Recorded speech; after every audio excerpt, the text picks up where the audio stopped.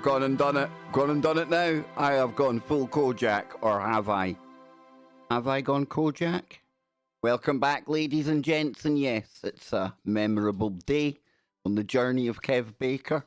Whatever Kev Baker is, I don't know anymore. But no, I didn't go full Kojak. No, I did not go full Kojak.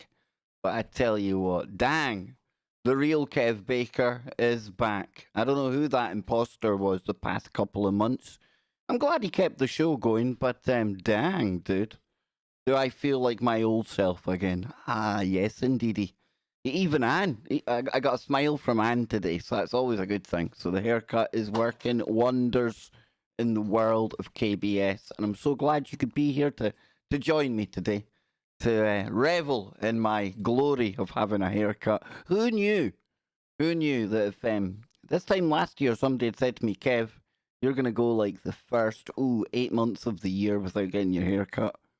I just thought, whoa, what on earth's name is happening? But it happened, and I got through it. I'm here to tell the tale. Let's hope it's not like Samson losing his powers when he lost his locks. I don't think so. And that's a Mandela effect now anyway, because I don't think he lost them all anymore. So go figure, right? And talking of biblical stuff, we're going to be taking a look at a biblical event today on this little pre-show stream. It's nothing serious. It's nothing world-shattering.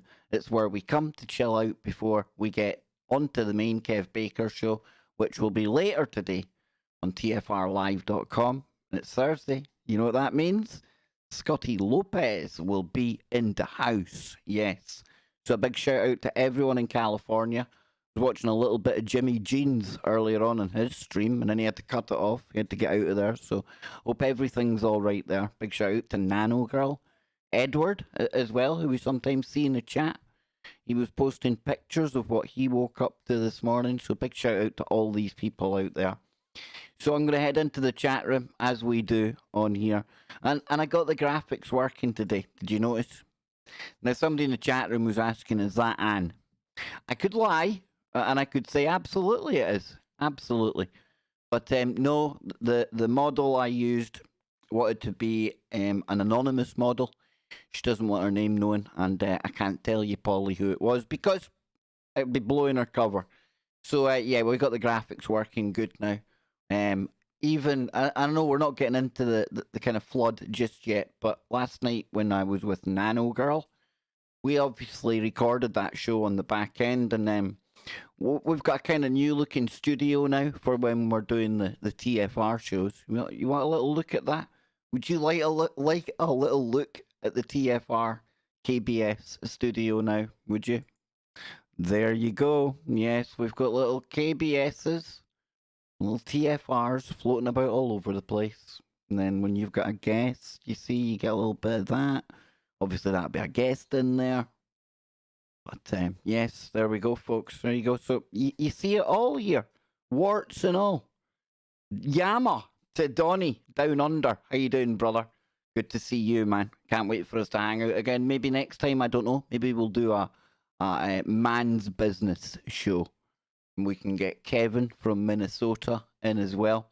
We can have information from indigenous peoples from literally opposite ends of our earth. How cool would that be? That's one. I think I'll work on that one. I think I'll put that one together. We can get Ken Rotman in there as well. Ken's a character. Love Ken. But into the chat room. Armand, good to see you in there, brother. Shove on some tunes here. Bella's in there. We've got Sam, Greg, Basic. Basic made it on time today. Now, how do I know Basic's always late? Because I was reading the chat on the way in, he said I made it on time today. Oh, there I go, assuming gender again. I apologise. Excuse me, it's man. I don't know if it's man or man, but we'll just move on, shall we? We've got Dee Dee in there. We've got, I tell you what though, right, before we get back in the chat room, man, what am I feeling like? Not a woman again, but Kev again. The haircut. I tell you, it does a wonder of good. I was actually going through a period where I'd look at myself on the stream and think, whoa, who in hell's name's that? But no, I recognise myself again. Always a top tip, folks, especially men, when you stop recognising yourself, probably time to get back to that old style, be it a haircut, clothes, you feel me? So we've also got in the chat room Pollination kicking about. Woatermans. Woatermans. Is that a douche canoe? Oh, there's an idea. We could get like a douche canoe in the kind of intro segment. Hey, stuff for me to mess about with on After Effects. It's all good. We've also got, you can take over the boat. I like it. Joe Joseph is in charge of the biblical boat. My friend, you should know that. Sidvich is laying down a whole heap of music over there in the chat room. Big shout out to Sid. Love you, brother. We've got Jules, Spooky Andy, and Spooky Andy. After today, I'll be able to concentrate more on this, but I'm sure Spooky Andy is going to be joining us on Freaky Friday tomorrow, and he is going to be taking us into the realms of time, timelines, maybe time travel, Mandelas, and a whole heap of glitchy Matrix type stuff that we love to get into on a Freaky Friday. So get ready for that one. That'll be tomorrow on TFR Live, and we simulcast the Freaky. So I'm looking forward to that. Brian, good to see you, man. PPP. Who else is kicking about in here? We've got the Queen Goddess, ZX, the Wookiee. Awesome stuff. 53 people. That's good enough for me, folks. So, like I said on the intro today, on the title, Old Flood, New Theory. I was just taking a little kind of gander about the usual websites I go to today. And then I started to read a thread on a forum that took me to something that was called The Survivors of the Great Tsunami. I'm thinking, well, what's this? So I dipped my toe into the waters of this webpage that I found, which is all about a book that I haven't read, although I am intending to get hold of this book, hopefully get hold of the author as well, to really dive deeper, if we pardon the pun, into this theory about what happened. What was this biblical flood? What was it that we hear about with Noah and the animals 2 by 2? We've talked about cataclysms and cyclical cataclysms on the show before. And I don't think the flood in the Bible was the first kind of global reset that we've had, okay? I think with the age of the planet and with the age of us in our current form, you know, I think you can go back through numerous cycles where there'll have been floods and various other types of disasters that seem to come along on a regular kind of basis on a cosmic level. When I say regular, it's not like they come along like every couple of weeks or something, thankfully, or we wouldn't get to where we are today. Civilizations, they rise, and then they bottom out. Atlantis. I know some people say Atlantis, it's all hocus pocus. Certainly wasn't hocus pocus to Plato when he was thinking about it and writing about it back in the day. So I like to dive back in time, as you know, and dive. Damn, another kind of flood pun there. Pretty clever, right? You knew it's the hairdo, right? But so I think this is going to make for some really interesting stuff, because to carry on the water pun even further, we're going to live dive some of the stuff that was used as a source for this book, this theory as to what may or may not have happened back in the day.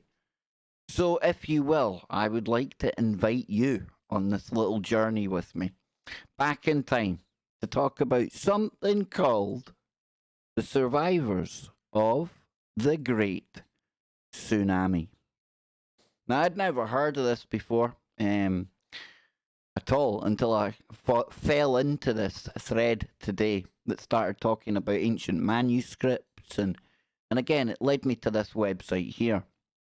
So I'm going to read a little bit out of this. We'll take a look at the synopsis, some of the chapters, the author, etc.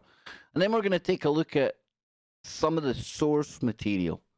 A mysterious ancient manuscript. Oh, that's the kind of stuff we like here on the stream, right? So we're going to get into that. So let's take a look at what the prologue to this says, okay? A book about the history of civilization after the recent near-extinction impact, which scientists still fail to recognize despite overwhelming evidence. Now, we've talked about the pyramids before. We've talked more specifically about the Sphinx and the work of Robert Schott. and the fact that his theory you can really back up with evidence that there's water damage on that. But mainstream archaeology, they're really quite hesitant. That in fact, they don't go there. They just won't. So we see this throughout science, especially when you go back in time and things, okay? So it happened on the night, and this gets really specific here, how you worked this one out, I'd love to know. But it happened on the night of Wednesday, 21st of October, 2193 BC. The Burkle asteroid, one of many, struck the Indian Ocean about 1,500 miles southeast of Madagascar with the force of several million nuclear warheads. Now, planet Earth shuddered and tilted on her axis, and tectonic plates shook and rocked violently on the planet's built-in shock absorber, the underlying magma. I've not really thought about that as a shock absorber, but it's actually right when you think about it. You know, you think of some kind of gravitational wave or something coming in or something hitting the planet, and that magma, almost the buoyancy of it, shock absorber, right? I like that. So it says, around the globe, volcanoes erupted.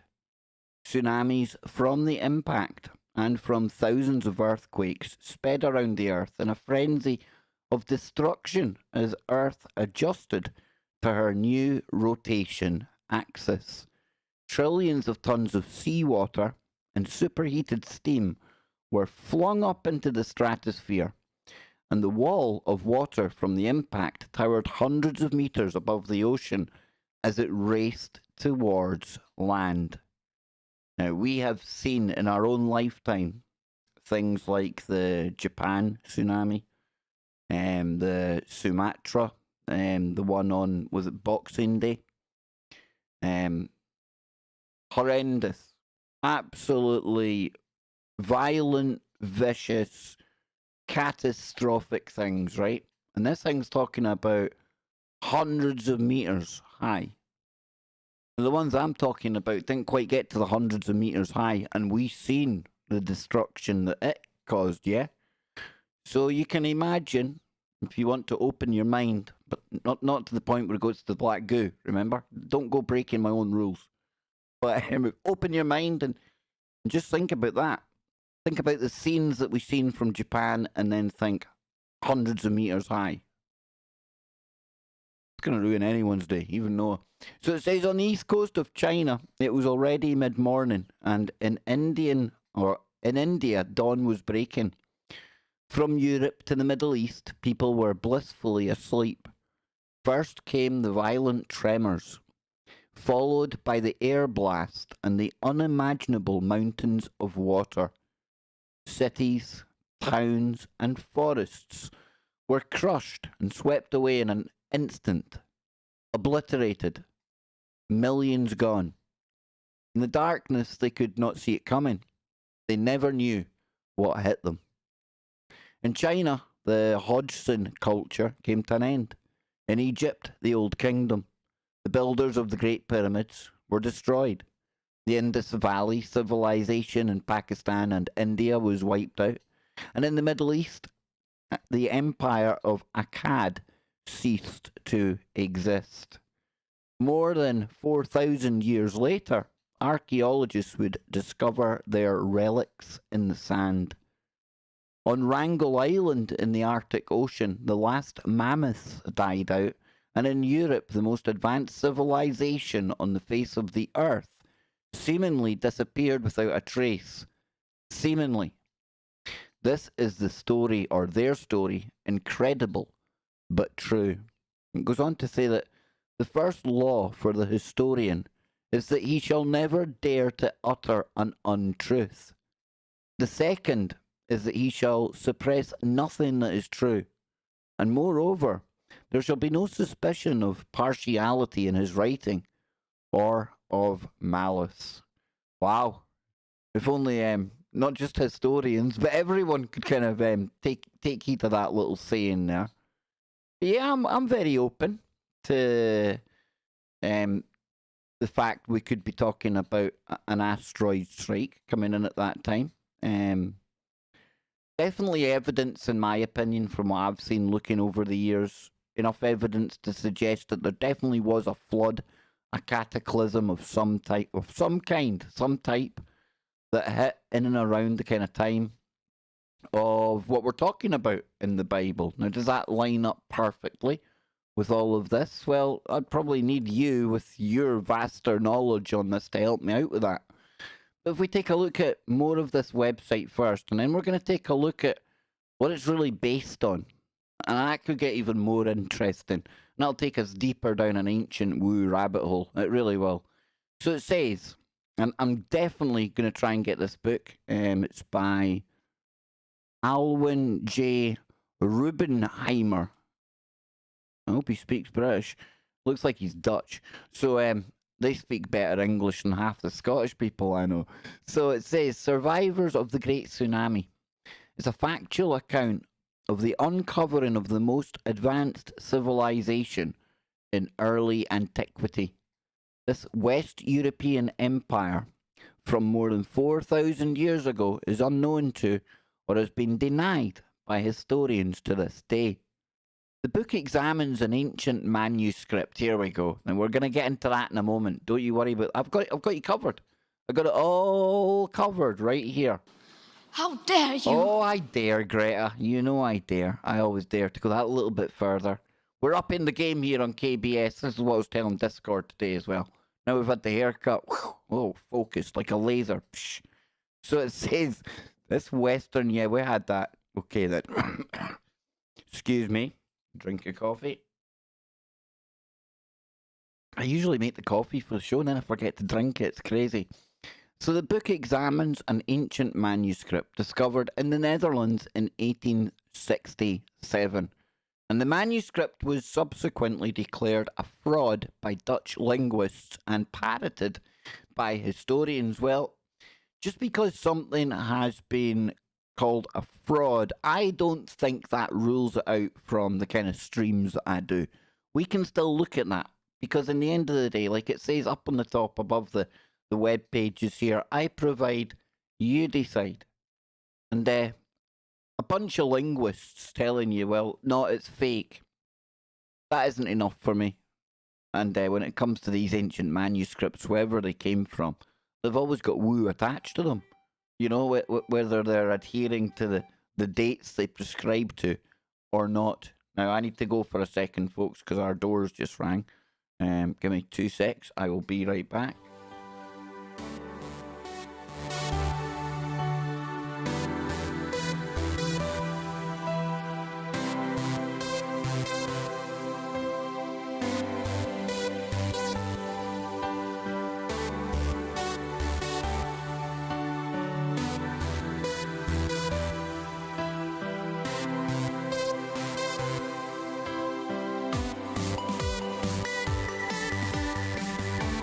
How dare they interrupt my woo? How dare they? How dare you? Exactly, Greta. We were just getting into it there.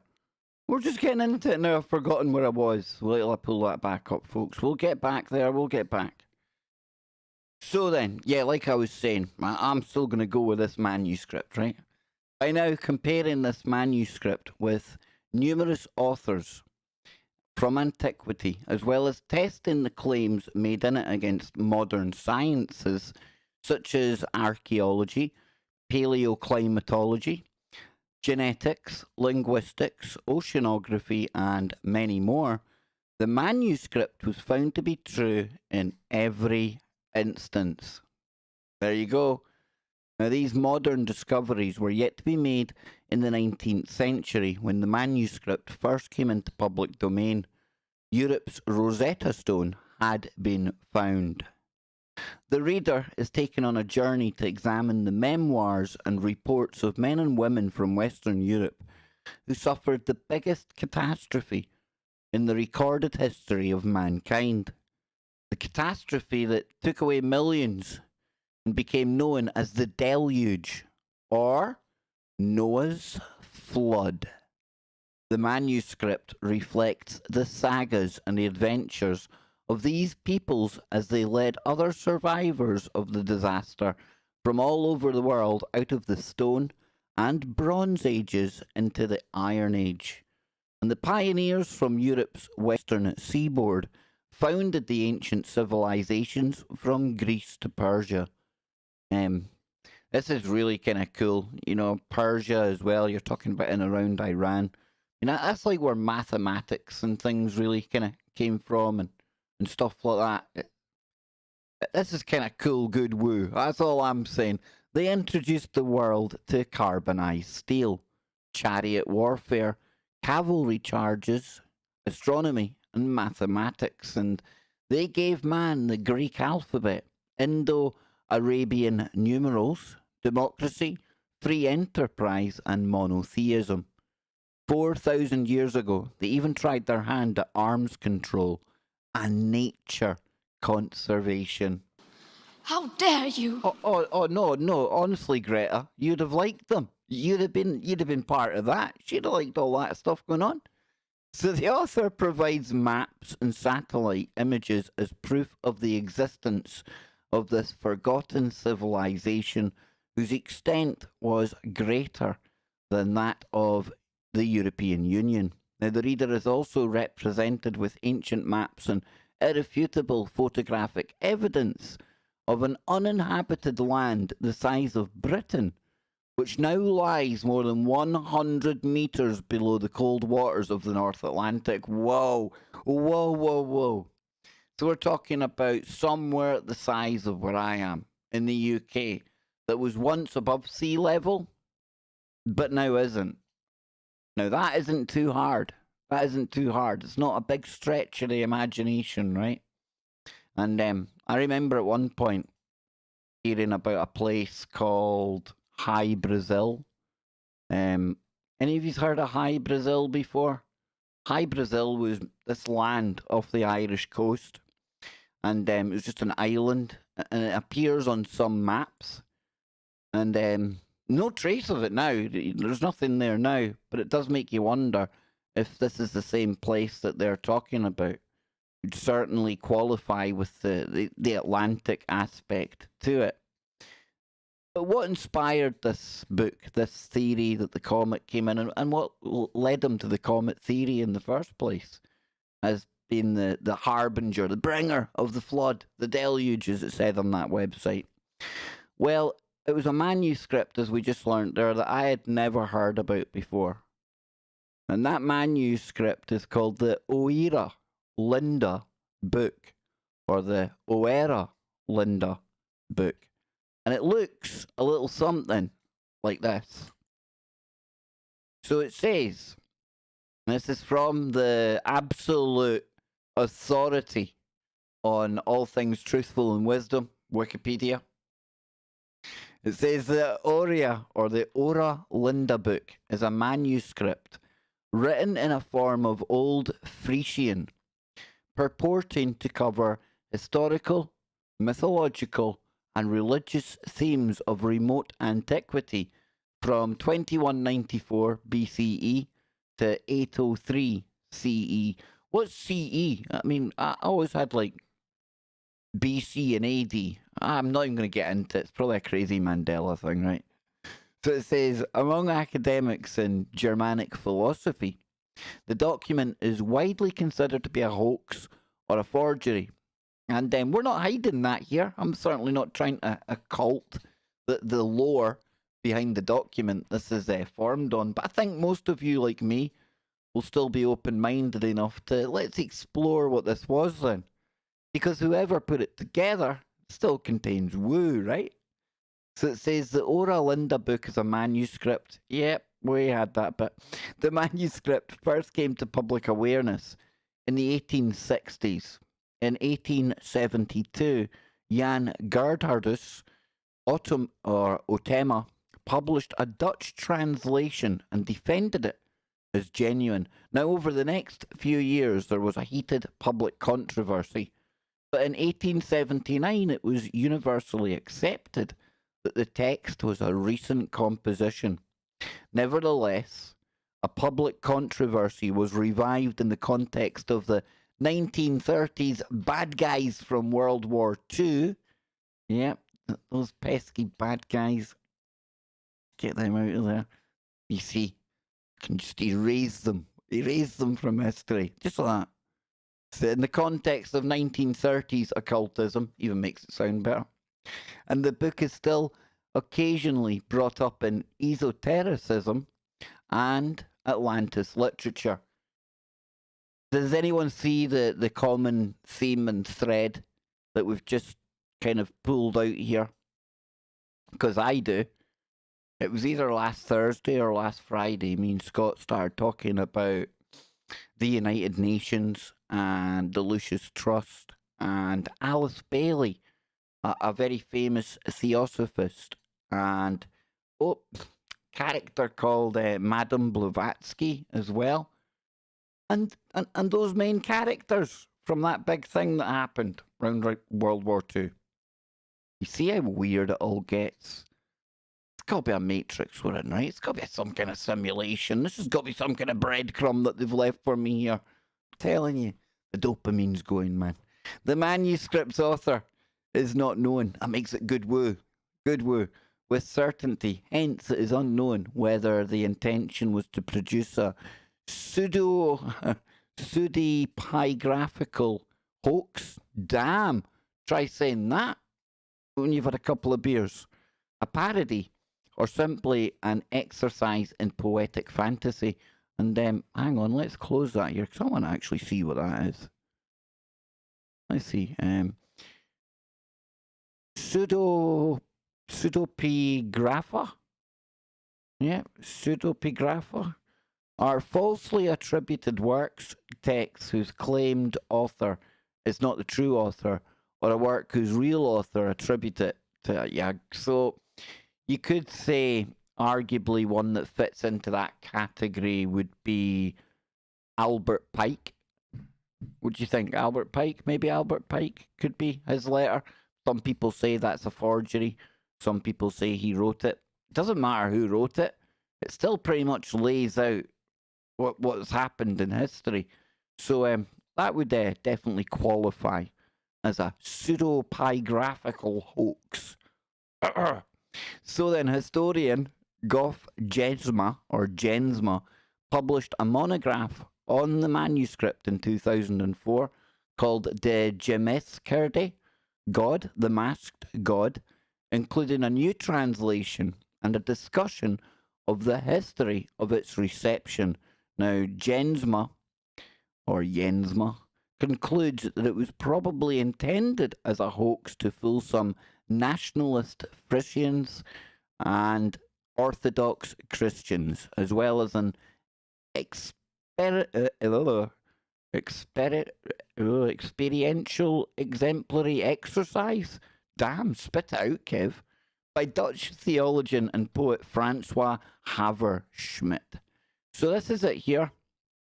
And I find this quite interesting when you see old things like this, especially when you can't really nail down who done them, where they came from. If we go down, see if there's anything else. Okay, so the bad guys in World War II. More than 40 years later, beginning in 1922, Dutch philosophist Herman Wirth received the issue, and Wirth published a German translation of what he dubbed the Nordic Bible in 1933 as Die Uralinde Chronik. A panel discussion on Wirth's book at the University of Berlin on the 4th of May 1934 was the immediate impulse for the foundation of Annenurbe by a real bad guy from World War II and Wirth, together with Richard Walter Dar. So because of the infatuation of Himmler with the Uralinde book and its consequent association with that occultism, it became known as that bad guy's Bible.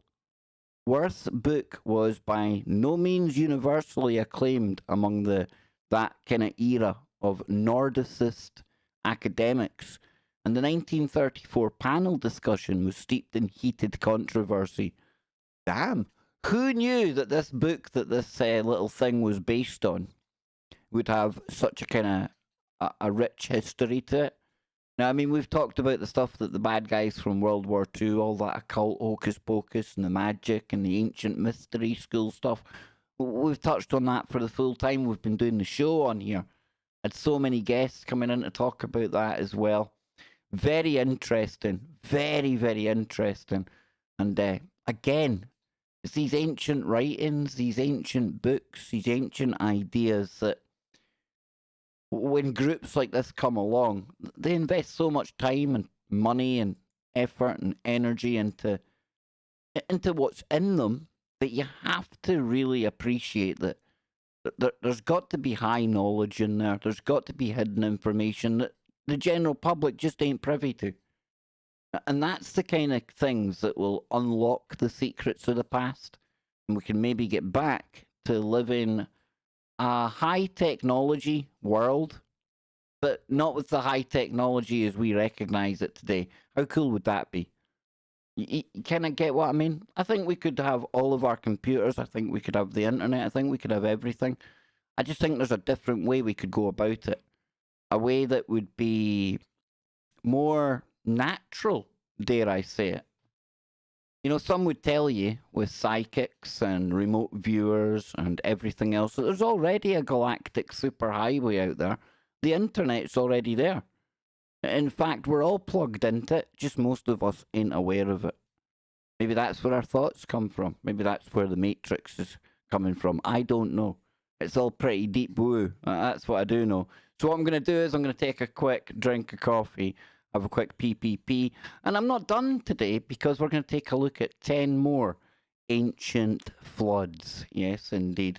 So if there's 10 more ancient floods, that's at least 10 more cycles, right? So where did all of those civilizations go? I'm just saying.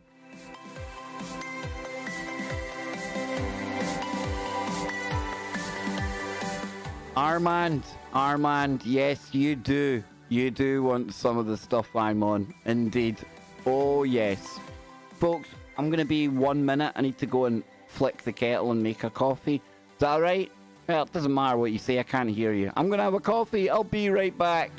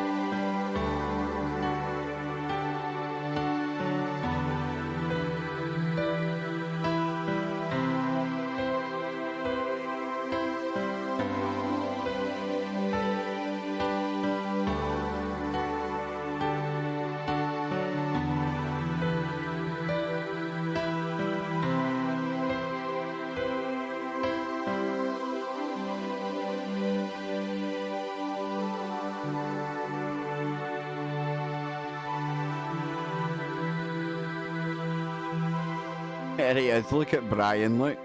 There he is. Looking pretty dope there, Brian. So you are, man. Looking pretty cool. Yes, indeed. So, yeah. pretty cool stuff today. I like this kind of stuff, and I hope I made sense when we were talking about the ancient document there, or maybe not so ancient. You know, whoever came up with that, and we're talking about the Ora Linda book. Somebody around the 1800s said they found it and decoded it and all the rest of it. So let's just say it was written in the 1800s, right? The thing that blows me away about this one in particular, and there's other ones out there, is the fact that you can basically, over the course of time, as science has advanced, like the author of the book Survivors of the Great Tsunami claims, there's scientific evidence to back up whoever the author was, even if it was just the 1800s and it was a douchebag like me. I was just sitting there making up ruins and making up things. Even if it was that, right? He was tapping into something. Maybe. He might even have thought he was creating a hoax. And listen to me. Excuse me, it's ma'am. He or she might have thought they were creating a hoax. I'm woke me. I'm good like that. So, you know, if they were creating a hoax, and yet over the subsequent decades and centuries, science goes on to back up what they made up. Was it truly an original thought that they came up with, an original LARP, an original lie? Or were they subconsciously tapping into that super duper cosmic highway? And the sense of humour of the universe, wouldn't that be the way to do it? Think about it this way. I do set out to create a piece of work, a text, right? That I'm going to hide away, intended to be found in the future and whatever, right? And I make it look like it's full of this astrological kind of genius stuff. All the rest of it, all the jazz, symbols, numbers, all the good stuff, right? It's all fiction. I'm sitting here laughing while I'm doing it. Put it in an envelope, bury it in a time capsule somewhere, I don't know. Future Kev comes along, right? He doesn't know he's Future Kev, but it'll be somebody else by then. Not Edgar Casey or David Wilcock, none of that jazz. But Future Kev will come along, dig up the time capsule and they'll find it, right? And they'll go, wow, this dude was on it. This dude was on it. Do you know why he was on it? Look at this. He predicted all of this stuff. How the hell could I have predicted stuff like into the future if I was just making it up? How could I possibly do that? That'd be like crazy odds. Bigger odds than winning the lottery, probably. Yeah, you can do that. So, if something's backed up over time, whether it started out as a hoax or whatever it was, you got to admit it's pretty interesting how they got to where they got, however they got there. And then here we are later going, yep, we can check that off. Evidence of some kind of cataclysm in that region of the world. Yep, we can check that off. God doff the cap to whoever the hoaxer or the original writer was. That's all I can say. So then, we're going to take a look now at some other ancient woo. And this ancient woo here is 10 tsunamis from ancient times that were terrifying. But before we even get there, did you know that the flood itself, that there's a pretty large segment of people who say it's nothing more than a myth, never been a flood? Honestly, yep. I mean, I think there has. I think there's been pretty much scientific evidence from what I've seen. Okay, albeit in documentaries and everything else. But yeah, I did come across this earlier on. The flood myth. I'm not going to spend too much time on this, but I provide you decide. A flood myth or a deluge myth is a myth in which a great flood, usually sent by a deity or deities, destroys civilization, often in an act of divine retribution. Now, parallels are often drawn between the flood waters of these myths and the primeval waters which appear in certain creation myths, as the flood waters are described as a measure of the cleansing of humanity in preparation for rebirth. And most flood myths also contain a culture hero who represents the human craving for life. You know, there's another reason why you can draw parallels between certain myths. Perhaps it's because they're describing the same real historic event. I think that's Occam's razor more likely than civilizations separated by time and geography all coming up with the same idea. Unless they were all hoaxers, remember? And the universe is having a laugh, and he's saying, well, I'm going to have the last laugh here because your hoax is going to be absolutely spot on. Spot on. Maybe that's the way the universe works. Maybe when you really set out and focus on trying to predict the future, it's not going to work for you. The universe is going to throw you curveballs and make you look like a douchebag. But if you sit here and try not to imagine the future, something quantum about that, I don't know. But 10 tsunamis from ancient. How can I laugh when I'm talking about this? Kev, have a word with yourself. So, nothing new about these things, that's for sure. It often you can look back to when we started hearing about these in the news, and it was almost like it was a new thing. Nothing new about this force of nature, unfortunately. So it says the culture-killing tsunamis. In the 15th century, the Maori boasted top canoe makers, artists, and fishing gear craftsmen.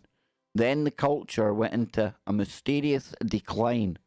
Double-hulled ships became single-hulled boats. Their art and fishing tools weren't up to standard either. And additionally, some tribes can trace their storytelling and genealogy to the 15th century, but no earlier. Archaeologist Bruce McFadden, great Scottish name there, by the way, Bruce McFadden, no less, blames a tidal wave for this cultural erasure. In fact, well, you know, maybe there was maybe there was a bit of wokeness going on, you never know, it kind of changes culture as well. Just joking. He managed to find solid archaeological evidence to back up the Maori tales, describing a terrible flood that swept away entire fleets and communities. So the event was tragic. An 8-story monster tsunami smashed into New Zealand and razed the shores upon which the majority of Maori populations lived. When the sea withdrew, knowledge and skills went with the no longer here, and the land was left too salty for survivors to grow food. Starvation claimed many more lives. And they've got one here called the New York hit. I'd never heard of this. In 300 BC, something happened to the area that would later become New York City. Deposits of shells, wood, and marine fossils found all over Long Island and New Jersey point to an unusually rare and violent Atlantic Ocean tsunami. And some experts pin these odd collections on a particularly big storm, but only a tsunami would have possessed the power, speed, and currents necessary to distribute massive amounts of material over such a large area. Now, 300 BC, pretty much probably, apart from the indigenous in the area, you're not talking about a big sprawling metropolis, you know, millions of people there. Or maybe we are. Who knows what's been here before? I really don't know what's been here on some of the cycles that we don't even know about. I think there's some epochs, some ages that we've got there's nothing left from it. Like completely obliterated. Like everything starting from scratch again. I think there's times like that. I could be wrong. I provide, you decide. Won't affect me how you think. You might think I'm the maddest guy on YouTube. If you do, that's cool, because that's a hell of a claim to have. So the oldest one says, during an effort to compile a database of Australia's past. Hey, Donnie. Hope you're listening in, brother. And, hold on now. Hold on.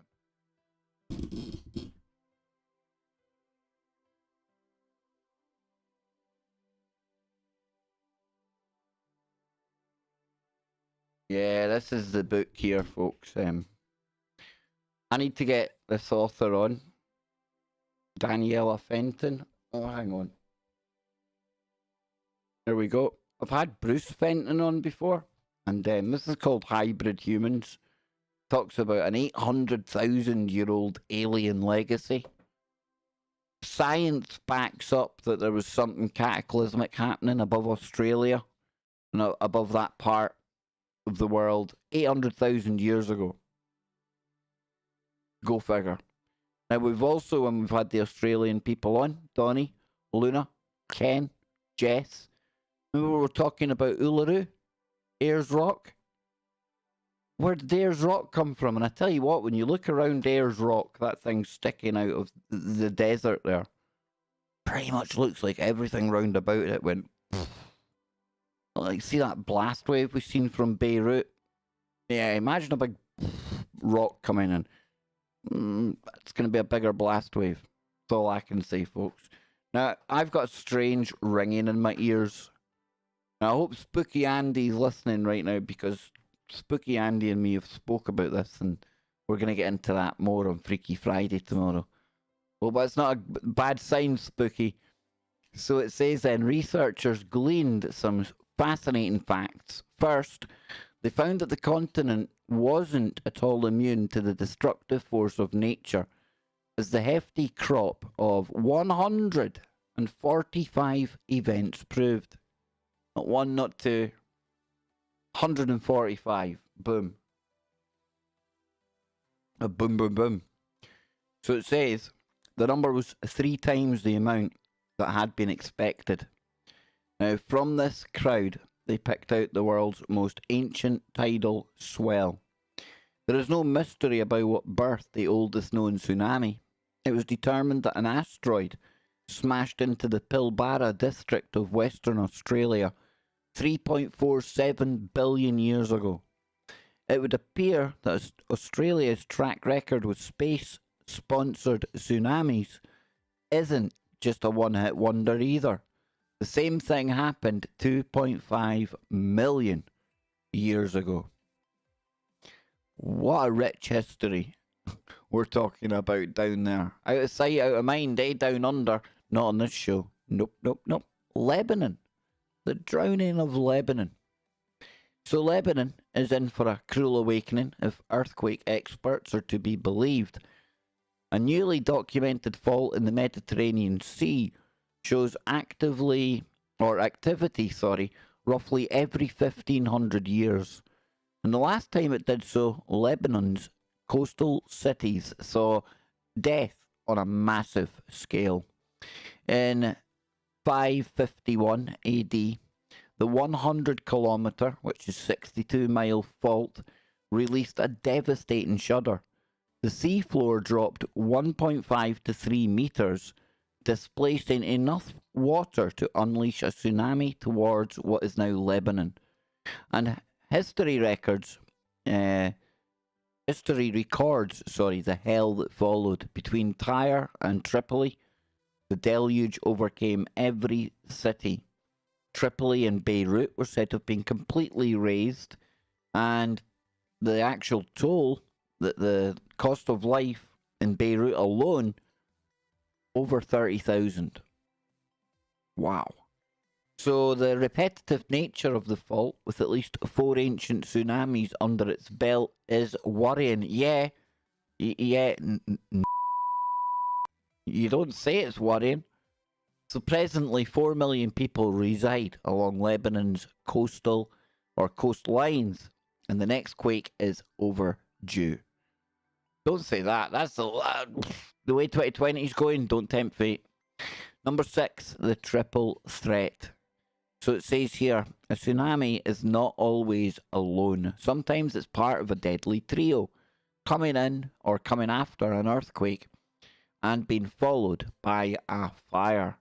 So on November the 1st, 1755, the citizens of Lisbon in Portugal were attending morning mass in preparation for All Saints' Day, and over the space of 10 minutes, 3 massive quakes rocked the city. Many were crushed when churches and buildings collapsed, and survivors fled to the harbour and found that the sea was missing.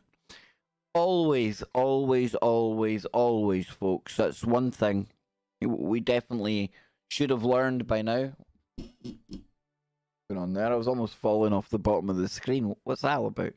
But yeah, when you see that kind of the shoreline, the sea going back the way, go the other way, run, because that's the water getting soaked out. But that's when it's gone down, and you can picture it all falling in, and it's going to come back. The one in Sumatra, that was quite evident. And people been that mesmerised seeing the water kind of withdrawing and starting to see things that were once above sea level, the kind of stuff we're talking about here. Past civilizations emerging as the sea waters go back, but don't spend too long looking at that. Because it's coming right back in.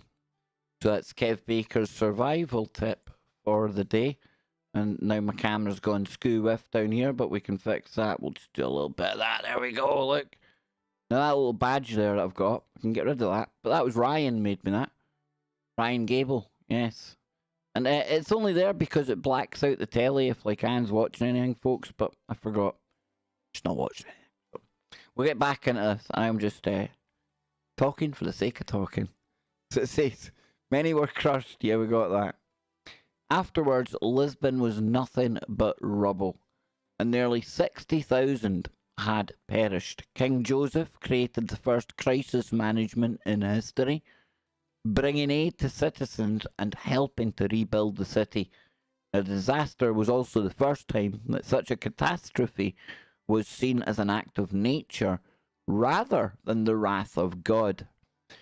1755.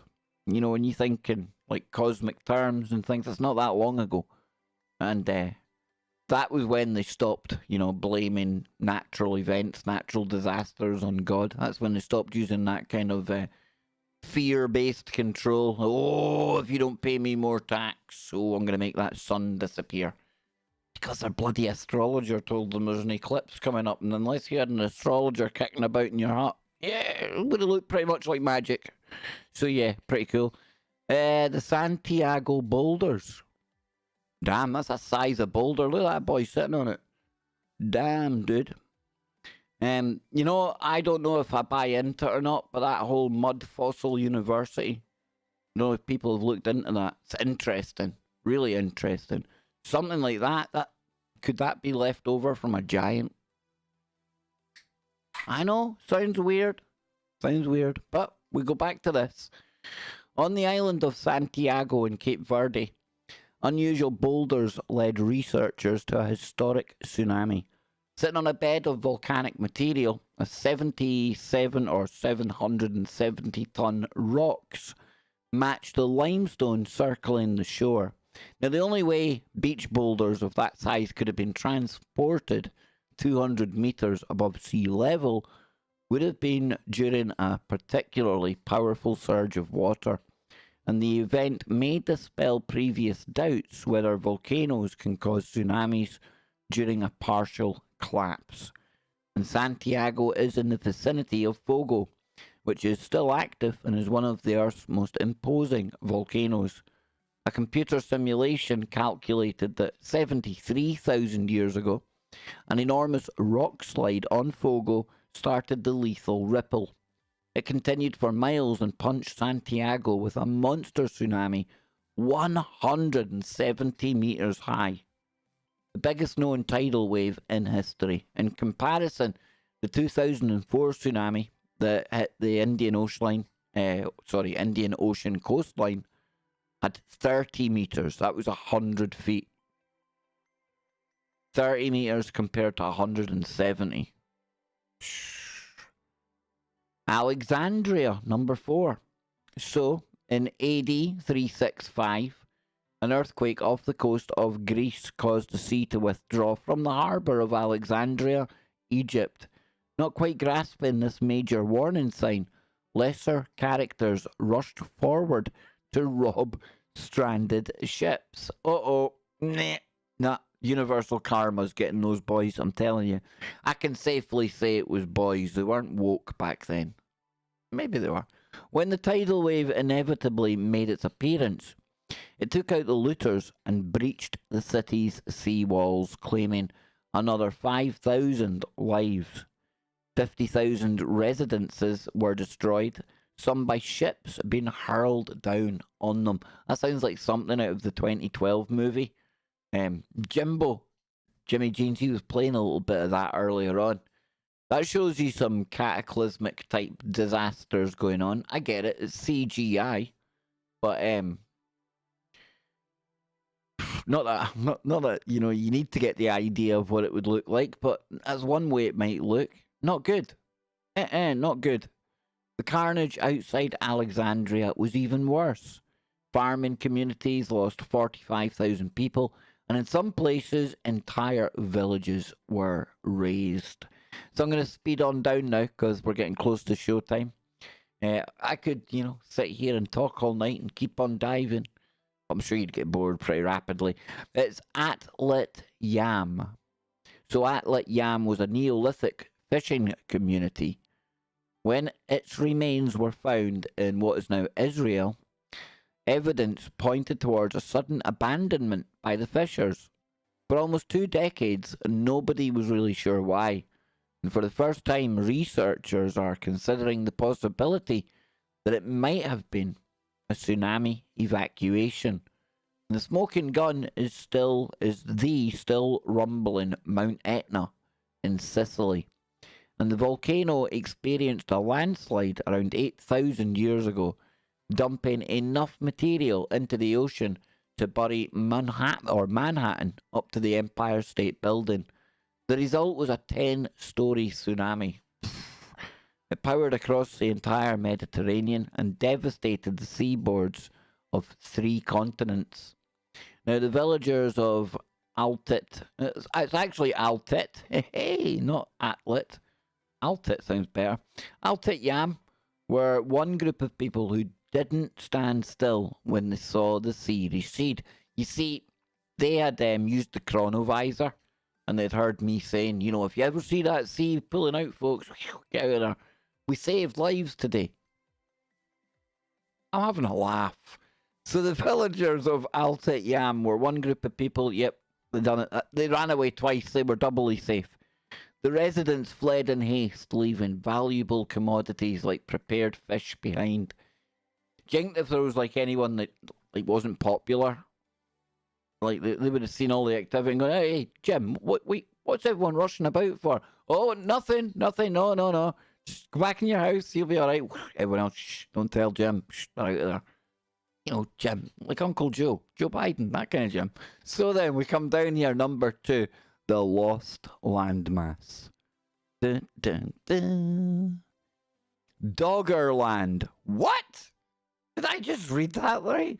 Doggerland once connected Britain to mainland Europe. Is that where really risky couples would go and park their cars and take part in some outdoor activities? Socially distanced, of course. So Doggerland was one. Who knew? Who bloody knew? That's where it came from.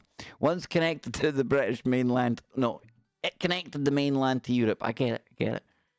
During Mesolithic times, Doggerland was a hedonistic paradise for both wildlife and humans. Now, this took an interesting twist. But it was slowly being taken by the sea. Over a period of thousands of years, the ocean systematically got fed up with the antics on Doggerland until the once bountiful environment turned into a whale-sized swamp. Not so good then. Around 8,000 years ago, the last of the tribes left the landmass, which has since disappeared under the sea. And during that time, a crushing underwater landslide near Norway spawned a tidal wave that flooded the entire low-lying island. Doggerland was no more. Oh, all those Doggerlandonians. So all Mesolithic relics that have been salvaged from the North Sea zone date to before the ancient disaster, supporting the belief that the 5-meter tsunami destroyed what human civilization was left on Doggerland. I know. I laugh at the most inappropriate stuff, but hey, it's how I roll. And are you waiting to hear what our number one ancient tsunami is, are you? Well, you're just going to have to wait a little bit longer because I'm going to have a little drink of coffee. I'm going to have a little pee, and then we'll get right to number one. And then we are going to head on over, get Scotty Lopez, and we are going to absolutely tear it up on KBS today. Oh, yes, indeedy.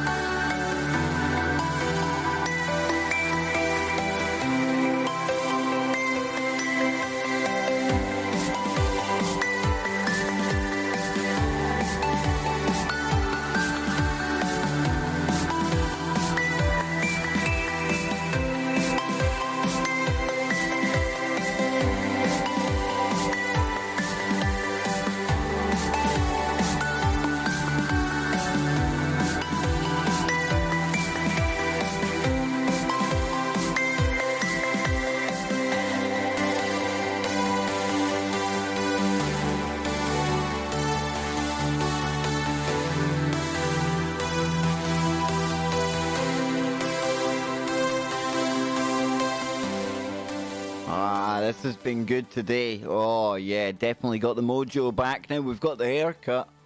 Yes, indeedy, looking rather cool. Can feel the back of my head again. I tell you. And now it gets even better. It gets even better because my buddy. Oh, he's already hit me up on Skype. Oh, hang on. Yo, here he is. He's coming in. He's going to join me here, I think. I'll just,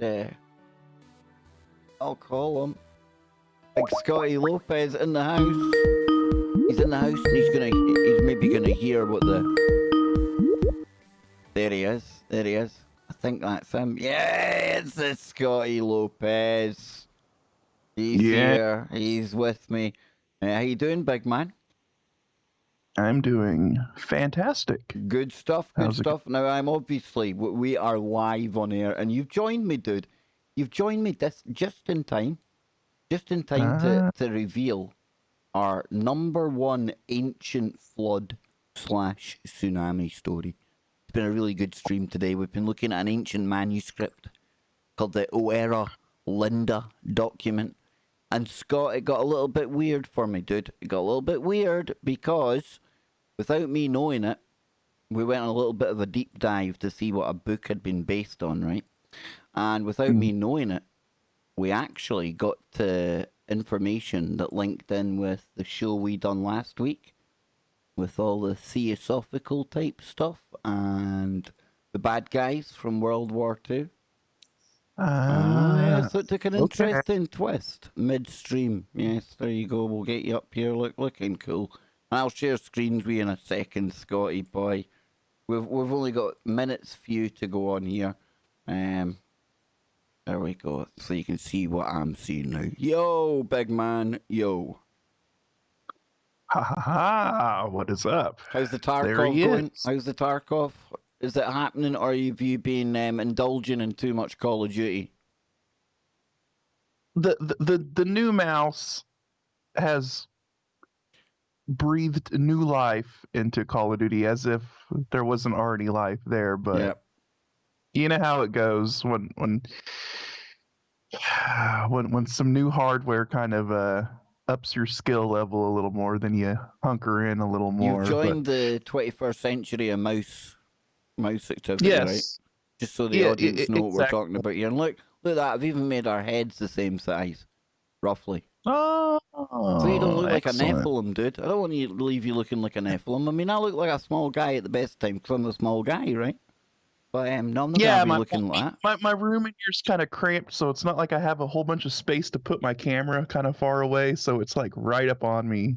Yeah. And unfortunately, I'm like a big floating Zardon head. It's all right, dude. It's all right because look at this very generic stream template that I've put together here. You know, I can fit us in, no problem, man.